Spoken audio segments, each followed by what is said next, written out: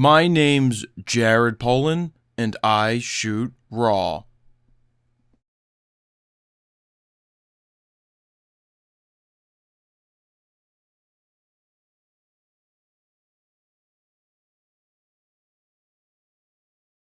So Ken Rockwell says that if you tweak your files, you're not really a professional, or RAW's bad because you have to tweak your files. So what does Ken Rockwell do when he's shooting his pictures? He's for a dedicated picture control button on his Nikon. He wants a dedicated picture control button so he can tweak his JPEG settings. There's many photographers out there who have never dived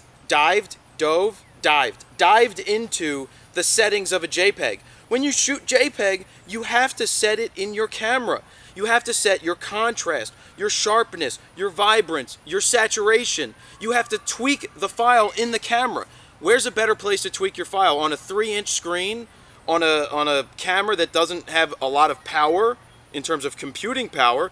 Or on a 27-inch iMac in my case, with a machine that has a ton of processing power? The RAW file is going to be tweaked much better on that computer than it's going to be tweaked in the camera. Just because the algorithms and the whole technical aspect of stuff that I don't understand is being done better on the computer than in the camera. To sit there and say that, he'd rather spend more time shooting than tweaking, he needs to start thinking about what he's saying. Because he's saying that he tweaks his JPEG settings for every photo. I use this example a lot. You tweak your sharpness level, and it's sharpness number 9. It's the highest in this Nikon. I think it may even have maybe one more step. And you shoot a wedding by accident on +9, and you get those files back, and everybody looks terrible because they're over sharpened. Can you get that back? Can you bring that back later? No, you can't take that sharpening back like you could if you had the RAW file, which is just flat, that you can tweak the sharpening to where it should be. And that's another thing. When you shoot pictures, you want to add your sharpening at the final size of your print. When you blow it up to 40 by 60, you want to do your sharpening for that 40 by 60 print. You don't want to do a JPEG on +9, blow it up to 40 by 60, and then see all of these artifacts from sharpening. That's not good. That's not what you want to do. So again, going back to the darkroom, I used to tweak files in the darkroom. I loved black and white processing. And let's talk about pros. What did we do when we shot film? Let's see, we'll talk about pro wedding photographers in the 80s and 90s. They would send their film out to the lab. What would the lab do with the pictures? They would process the negatives, and then they would tweak and develop the prints. So to develop a print, did they just hit enter and just let the prints automatically print with no corrections? No, because they would look terrible.